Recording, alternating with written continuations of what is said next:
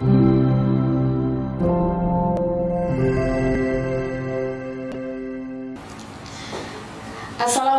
warahmatullahi wabarakatuh.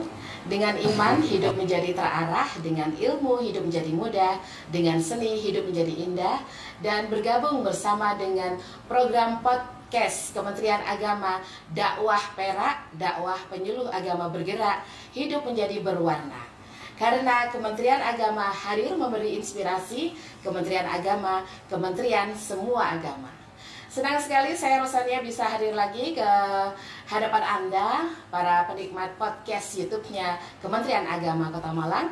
Hari ini karena bertepatan dengan peringatan Hari Pekerja Nasional, tepatnya di 20 Februari, kita akan ngobrol seputar pekerjaan atau pekerja dari perspektif Islam. Bersama saya ada Ibu Ernawati, SAG, Ketua Penyuluh Agama Pokjalu, kelompok penyuluh agama, dan juga Ketua IPARI, benar ya, Ikatan Penyuluh Agama Republik Indonesia Malang Raya, Kota Malang. Kota Malang. Kemudian ada juga Bu Umama, SAG, MPD, yang juga salah satu penyuluh. Iya. Apa kabar semuanya ini? Alhamdulillah sehat ya. Terlihat segar-segar ya. Ya. Itu menunjukkan karena kita bertemu dengan ini penikmatnya podcast YouTube-nya Kementerian Agama. Baik, kita akan ngobrol seputar pekerja atau bekerja dalam perspektif Islam. Kita tahu Indonesia mengingat pekerja itu punya peran yang sangat besar ya dalam perkembangan di Indonesia, yakni salah satunya adalah 20 Februari diperingati sebagai Hari Pekerja Indonesia atau Hari Pekerja Nasional. Nah, kalau kita lihat bekerja itu kan salah satu kewajiban ya dalam Islam. Nah, perspektif Islam sendiri bagaimana? Islam melihat orang yang bekerja atau pekerja itu sendiri. Monggo Bu Esa dulu. Terima kasih Bu Nia. Jadi kebetulan ya hari ini tanggal 20 Februari ini adalah Hari Pekerja Nasional. Memang tidak ada libur nasional ya, dan jarang diingat oleh banyak orang bahwa hari ini adalah hari yang merupakan peringatan secara nasional seperti itu. Beda dengan hari buruh ya. Kalau hari buruh kan ada hari liburnya ya, May Day. May Day 1 Mei. Kalau ini pekerja begitu ya, pekerja secara umum tidak terbatas pada buruh. Nah, bagaimana sih Islam melihat atau perspektif Islam tentang pekerja ini seperti apa? Atau etos kerja secara Islam itu harusnya seperti apa? Seperti itu ya. Jadi ini ada, kita bisa bersama-sama menyimak surat Al-Qasas ayat 77. A'udzubillahi minasyaitonirrajim. Bismillahirrahmanirrahim. Wabtaghi fima ataqawwa darul akhirah wa la tansa nasibaka minad dunya. Wa ahsin kama ahsanallahu ilaika wa la tabghil fasad fil ardi innallaha la yuhibbul fasad. Jadi Allah memerintahkan kepada kita untuk mencari bekal kehidupan akhirat seperti itu. Wabtaghi fima ataqawwa darul akhirah. Jadi kita ini diperintahkan carilah karunia, rahmat, nikmat Allah untuk bekal kita hidup di akhirat. Wala tansa nasibaka minad dunya, tetapi jangan engkau lupakan akan kehidupan dunia, karena kita ini hidup di dunia dan dunia ini menjadi tempat kita untuk mencari bekal menuju akhirat. Artinya bahwa ketika kita melaksanakan aktivitas, ketika kita bekerja ya, mencari kehidupan dunia, ini harus dalam kerangka bahwa apapun aktivitas pekerjaan yang kita laksanakan ini tetap sebagai ibadah kepada Allah Subhanahu wa Ta'ala. Jadi kalau misalnya ibadah kita maknai secara sempit, ibadah mahdoh dengan sholat, puasa, zakat, dan haji itu kan sangat terbatas. Sehari semalam kita sholat paling 10 menit begitu ya, 5 kali. 10 kali 5 berarti 50 menit, nggak sampai 1 jam. Kita puasa yang wajib 1 tahun 1 kali, itu kan sudah ada ketentuannya. Maka ibadah itu tidak hanya ibadah secara mahdo, tetapi ada ibadah ghairu mahdo, yaitu ibadah yang umum, yang tidak diatur secara rigid sebagaimana ibadah mahdo. Maka pekerjaan kita, aktivitas kita ini bisa kita niatkan sebagai ibadah, sehingga tidak semata-mata mencari dunia, tidak semata-mata mencari uang, tetapi bagaimana kerangka berpikir kita ini, seluruh aktivitas kita ini menjadi perantara kita untuk memperoleh rahmat dan ridha Allah. Jadi bekerja berarti bagian dari ibadah. Iya. Kuncinya di sana. Bekerja bagian dari ibadah. Kita tahu bahwa pekerjaan itu bukan hanya selalu harus melulu menghasilkan uang gitu ya. Betul, Ada betul. yang pekerjaannya tidak menghasilkan uang atau mungkin barter, atau itu bagian dari kerjaan sosial yang membantu orang lain juga begitu. Itu juga bagian dari pekerja ya. Bagian dari pekerjaan. Jadi profesi kita ini sebenarnya sasaran antara. Sasaran antara. Karena hakikatnya kita gitu ya. Hakikatnya kita dalam surat Al-Dhariyat ayat 36 itu ya, 56 itu, wa ma khalaqul jinna wal insa illa liya'budun. Jadi tugas utamanya kita ini kan menyembah, beribadah kepada Allah. Nah, karena itu agar kita punya sang banyak gitu ya, agar semua aktivitas kita ini bernilai ibadah, maka termasuk ketika kita menjalani profesi kita, bekerja, apapun profesi kita, yang jadi pedagang, ya kita yang jadi pegawai, kita yang jadi guru, kita yang jadi paramedis, atau apapun profesi kita, itu sebenarnya kalau menurut saya itu sasaran antara saja. Jadi sasaran antara itu dalam arti itu ladang kita untuk mencari bekal menuju akhirat. Karena itu apapun profesi kita, apapun pekerjaan kita, maka kita harus tetap berpegang pada nilai-nilai agama. Jadi misalnya kita jadi pedagang, maka jadilah pedagang yang jujur dalam menimbang gitu ya. Misalnya kita berprofesi jadi pegawai, maka kita jadi pegawai yang punya integritas seperti itu. Dan misalnya kita menjadi profesinya sebagai lawyer begitu ya, jadi pengacara, maka jadikanlah profesi itu tidak semata-mata mengais rezeki, memperoleh uang untuk kehidupan, tapi hendaknya dengan profesi itu kita bisa berbuat lebih untuk kemaslahatan orang-orang yang kita bantu seperti itu. Ada ungkapan ya, bekerja itu harus dengan kerja keras, kerja cerdas, kerja ikhlas. Nah, Ibu Mama mungkin bisa menjabarkan cerdas atau kerja keras itu yang seperti apa, kerja cerdas itu yang bagaimana, kerja ikhlas itu bagaimana? Menurut saya kerja keras itu memang setiap pekerjaan memang harus bekerja keras. Artinya apapun pekerjaan kita harus kita tekuni dengan sepenuh hati. Artinya nggak ada yang kerja malas-malesan, itu kan nggak ada gitu. Kerja sungguh-sungguh gitu harus ya. bersungguh-sungguh kerja keras. Artinya kita sebagai apapun, entah itu tadi ya sebagai pedagang, entah itu bekerja di pertanian misalnya, tentu saja ketika petani mencangkul sawahnya, tentu dengan bekerja keras dan mungkin dengan setengah hati itu akan menghambat kerjanya. Artinya kerja keras itu bukan yang ngoyo, tidak, tetapi memang dengan porsi yang sesuai, dengan takaran sesuai dengan apa yang dibutuhkan dalam pekerjaannya, memang bersungguh-sungguh. Itu yang menurut saya adalah kerja keras. Kemudian kerja cerdas itu sangat diperlukan, karena kalau mungkin kerja keras itu adalah kesungguhan, dari kesungguhan hati saya benar-benar mengerjakan pekerjaan ini dengan sepenuh cinta. sepenuh hati, artinya tidak malas-malasan, tidak itu setengah hati gitu.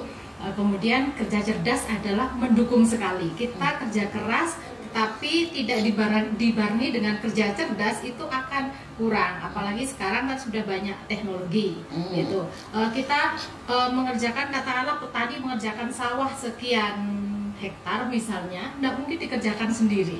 Kerja cerdasnya adalah ya mencari pegawai, mencari alat ilmu gitu ya, alat-alat yang bisa mendukung untuk pekerjaannya lebih cepat. Misalnya untuk menggarap sawah sekian hektar, biasanya kalau hanya dengan kerja keras sendirinya saja, itu mungkin hanya untuk mencangkul saja selesainya beberapa hari. Tetapi ketika dengan kerja cerdas, dengan mengikut sertakan pekerja lain, ada traktor, dengan ada peralatan, itu kan bisa lebih cepat dan lebih ya efisien tentunya. Kemudian salah satunya adalah kerja ikhlas ini. Ikhlas, nah, ikhlas ya. Tentu kalau ikhlas, kita mengenal dalam Islam itu ikhlas itu kan lillahi ta'ala ya, artinya semuanya di apa yang kita kerjakan kembali adalah diperuntukkan untuk Tuhan kita Allah Subhanahu wa Ta'ala. Sama seperti, saya kira seperti yang dijelaskan Ibu Erna tadi, bahwasanya apapun yang kita lakukan itu kembalinya memang kepada Tuhan gitu.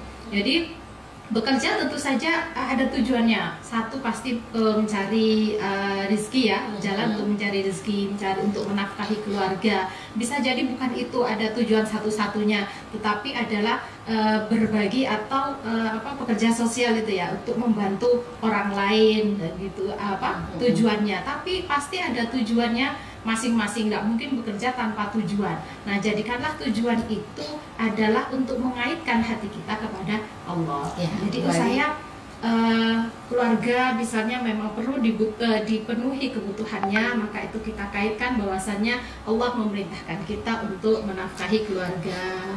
Ketika ini saya sudah berkecukupan misalnya, saya sudah tidak perlu untuk mencari nafkah, tapi saya butuh mengerjakan ini untuk berbagi kebaikan dengan apa yang saya miliki misalnya, maka ya kita kaitkan bahwasanya Allah memerintahkan kita untuk saling tolong-menolong dalam hal kebaikan semacam itu. Jadi konteksnya sebenarnya bekerja keras, bekerja cerdas, dan bekerja ikhlas, itu konteksnya adalah semuanya ibadah ya. Iya. Tapi satu hal ini yang barangkali ini orang mengatakan saya bekerja ikhlas, tapi kalau misalnya gajinya sekian ya tidak memungkinkan itu bisa berlangsung. Nah seperti itu gimana meyakinkan orang bahwa pekerjaan apapun, berapapun hasilnya, asalkan kita istilah bahasa sekarang itu nerimo gitu ya. Insya Allah rezeki itu bukan hanya dari sisi sini saja, tapi min haitsu la yahtasib misalnya. Gimana Bu Erna bisa menanggapi hal tersebut? Iya, begini, ini ada satu hadis yang sangat populer begitu ya. I'mal li dunyaka ka'annaka ta'ishu abadan wa'mal li akhirataka ka'annaka tamutu ghadan. Jadi i'mal li dunyaka ka'annaka ta'ishu abadan. Perbuatlah amal dunia ya. Lakukanlah hal-hal yang sifatnya duniawi seakan engkau akan hidup selamanya. Nah, hadis ini sekilas orang akan berpikir bahwa senyampang kita bisa melakukan aktivitas, senyampang kita bekerja, maka raihlah sebanyak-banyaknya begitu ya, karena engkau akan hidup selamanya. Jadi kita ini harus mempersiapkan kalau bisa mencari rezeki, mencari nafkah untuk diwariskan 7 keturunan gitu ya.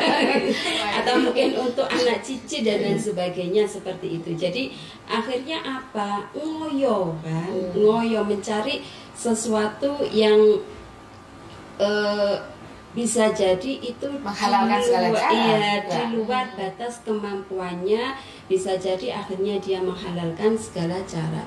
Tetapi sesungguhnya memaknai hadis tersebut ya, menurut Imam Az-Zahrawi bahwa yang dimaksud i'mal lidunyaka ka'annaka tamutu abadan, ini artinya carilah rezeki gitu ya, mampumu secukupmu hari ini.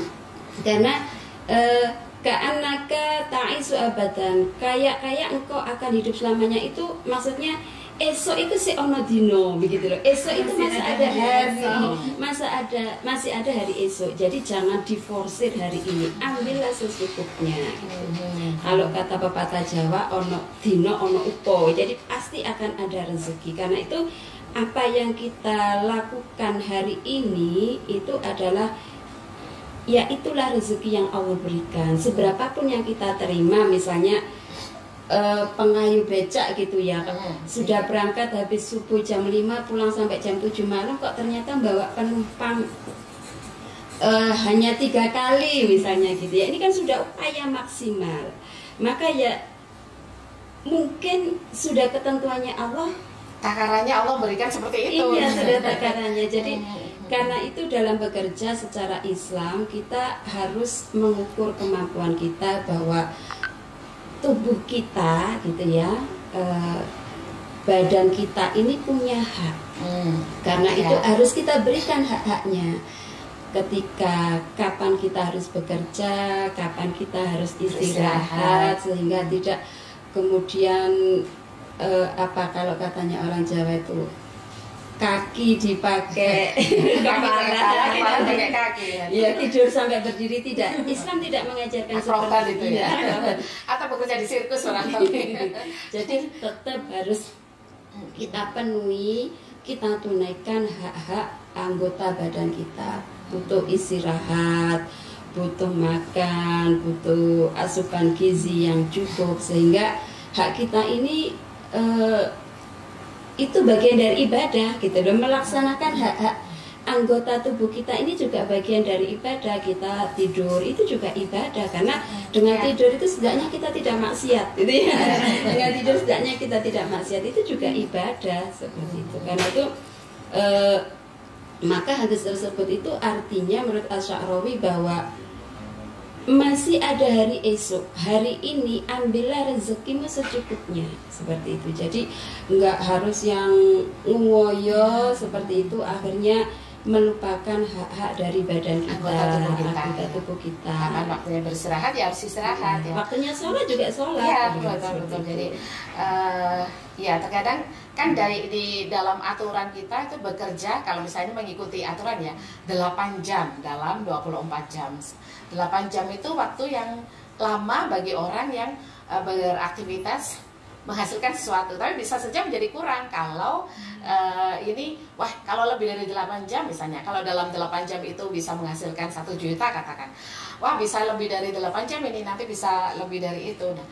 Nah, konsep yang saya bilang tadi, ikhlas, kemudian saya lebih supaya lebih dari itu. Nah, kan ada orang berpikiran seperti itu. Itu apakah nilai amal tetap ada di sana, sementara misalnya terabaikan. Akhirnya ketika orang bekerja terus tidak ada yang ngurusi sebuah organisasi, tidak ada yang ngurusi ini, karena semuanya bekerja untuk yang dituju adalah masalah uang dan uang gitu. Iya. Gimana Bu Amom, itu ada komentar? Iya, tadi ikhlas dengan uang itu sering dikaitkan ya. Gimana bisa ikhlas kalau dapat segini? Nah, itu kaitannya sebenarnya kan itu kalau dikait-kaitkan memang, walaupun itu tidak kaitannya langsung gitu. Itu memang penghasilan itu memang salah satu penunjang ya. Ini loh kenapa? Yang sering kali muncul setiap kali May Day ya, kalau hari buruh itu sebenarnya yang dikumandangkan oleh para buruh ketika demo dan sebagainya, kok mesti kenaikan UMR dan sebagainya gitu. Meskipun memang ada orang yang ngitung kalau seperti ini, mungkin penghitungannya kita nggak tahu seperti apa ya. Buktinya orang bisa hidup hanya dengan misalnya 1 juta dalam sebulan misalnya, kayak gitu. Ya itu tadi. Jadi ya mungkin kalau untuk memanage hati sendiri ya betul tadi, maksudnya kita bersifat harus mempunyai sifat qanaah, menerima untuk manage hati sendiri, bagaimana mencukupkan apa yang kita dapat untuk diri kita, itu satu. Tentu perlu sangat penting untuk punya sifat qanaah. Yang kedua yaitu tadi nggak ngoyo, artinya yang penghasilan kita yang didapat hari ini kita gunakan secukupnya, itu saja. Toh artinya Allah itu pasti akan memberikan apa yang diberikan Allah pada kita, yaitu tentu akan sudah diukur untuk keperluan kita, cukup untuk kebutuhan kita. Jadi tidak perlu ngoyoh lebih dari itu yang mungkin tentunya kita sebagai bekerja itu konsepnya adalah bekerja bukan untuk mendapatkan uang kan sebenarnya gitu. Tidak semata-mata uang ya. Nilai-nilai Artinya, ibadahnya harus tetap. penghasilan itu sebenarnya adalah, namanya penghasilan adalah hasil.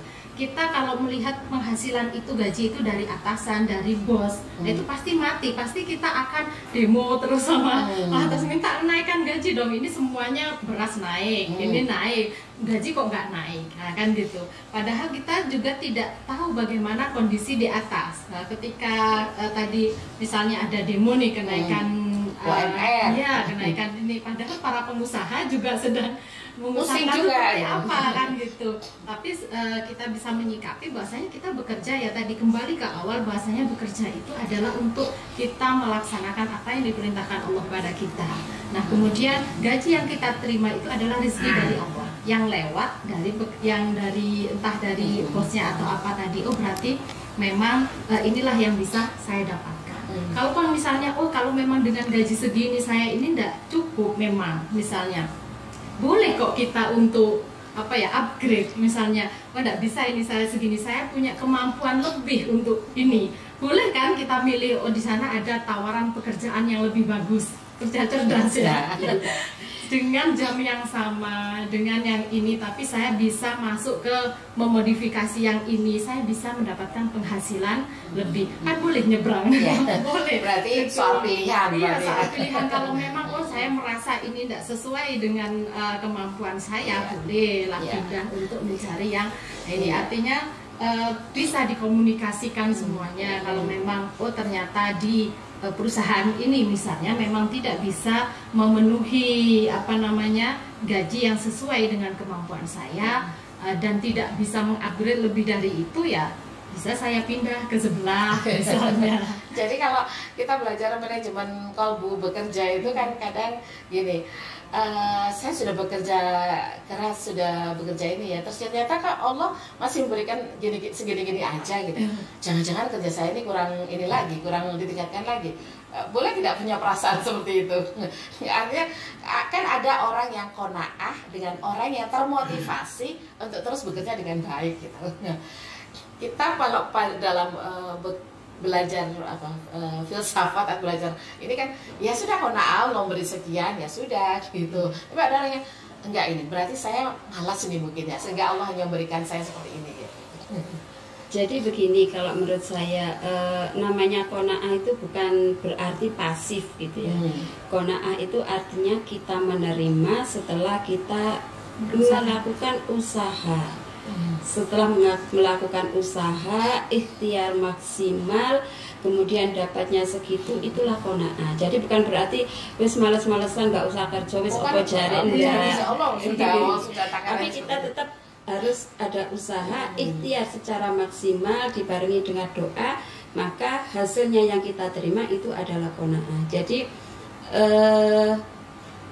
kita kembali ya Bunia, tadi Bunia bilang kadang ada orang mungkin lah, aku ini sudah gajiku banyak, gajiku tinggi misalnya gitu ya, penghasilanku itu sebenarnya sudah cukup, tapi kenapa kok kebutuhan ini serasa kurang gitu ya, kenapa juga misalnya kok masih punya tanggungan gitu ya, misalnya ya mungkin seperti itu menjadi sarana kita untuk introspeksi seperti itu ya.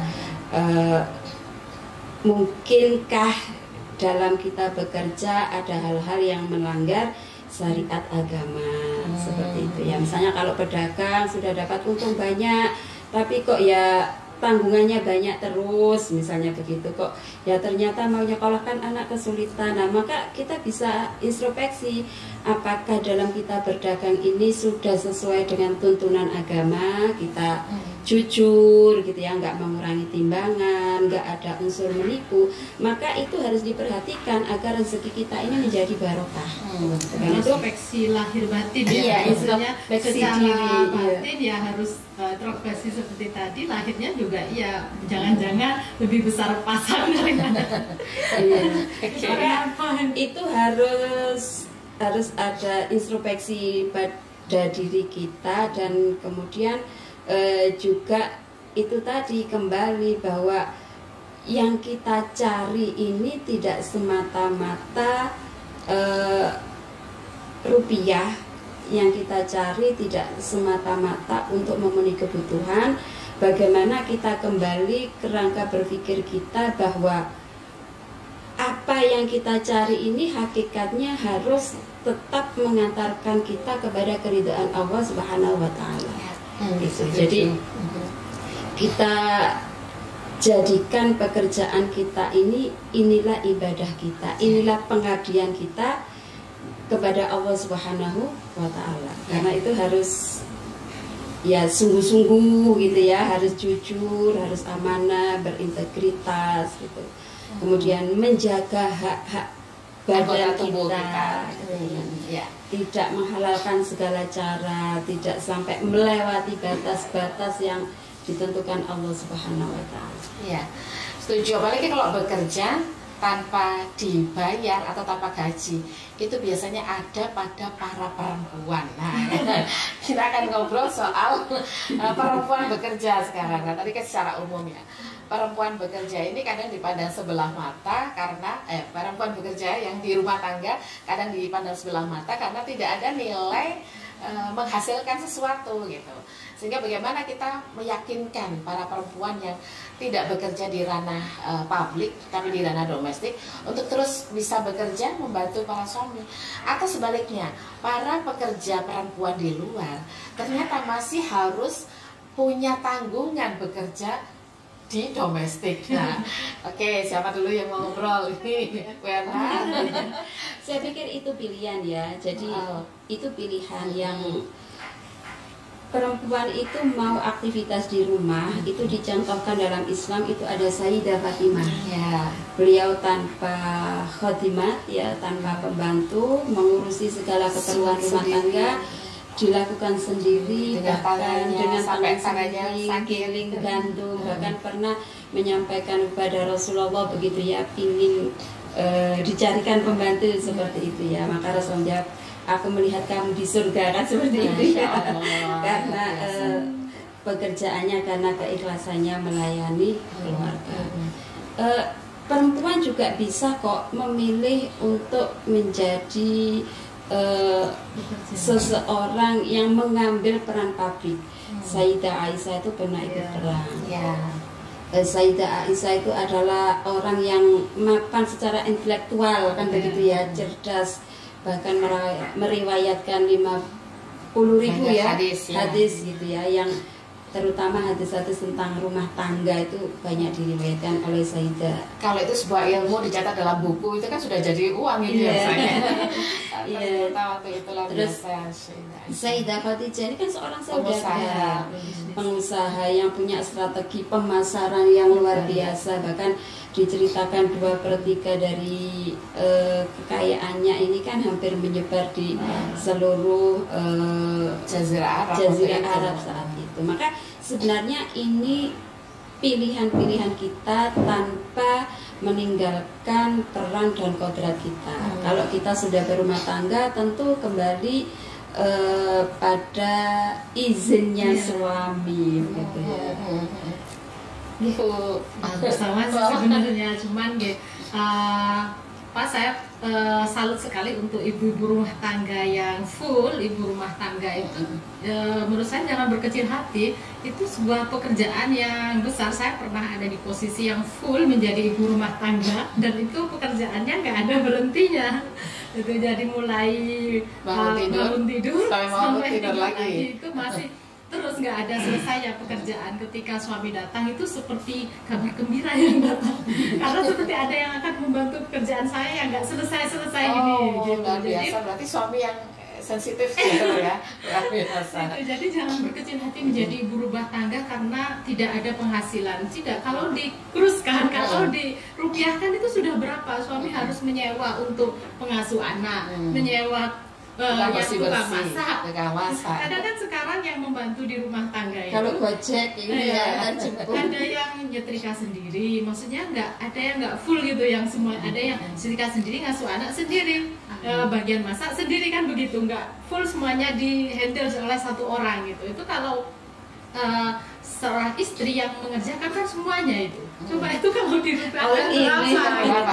Artinya katakanlah misalnya suami yang bekerja misalnya penghasilannya 3 juta misalnya, istrinya di rumah saja, berarti itu sebenarnya sudah ditotal penghasilan di rumah tangga itu adalah 3 juta milik penghasilan dari suami, dari istri itu di berapa bisa jadi sama 3 juta juga gitu. Iya, seperti itu. Ya, artinya begini, kita sebagai para perempuan yang punya tugas di internal, di domestik maupun di publik ya, harus juga mengingatkan para bapak ya, mereka juga selain di publik juga harus ada urusan domestik berbagi gitu. Biar para perempuan juga istirahatnya sama. Kan kadang kita sudah di publik bekerja keras, sampai di rumah masih banyak pekerjaan yang harus kita selesaikan. Justru rumah itu manajernya istri. Iya. Yang mengendalikan pekerjaan, mau ada pembantu, ada sopir, itu tetap harus ada manajer. Yang mengendalikan iya gitu ya namanya. Manajer yang berdaster ya. Manajer yang berdaster ini. Jadi tetap harus ada pengendali, nggak mungkin semua urusan misalnya kita serahkan ke pembantu, itu nggak bisa. Apalagi terkait dengan anak, dan ya itu juga ibadah sebenarnya, ibadah ya. Tidak jarang orang ini menganggapnya istriku nggak bekerja kan begitu ya, padahal siapa yang ngerjakan semuanya itu. Itu yang harus kita ubah di manage para suami untuk menghargai istri, karena sudah membantu melakukan semua aktivitas. Kan pekerjaan domestik istri itu sebenarnya bukan tanggung jawab istri sepenuhnya, menjadi tanggung jawab suami juga gitu.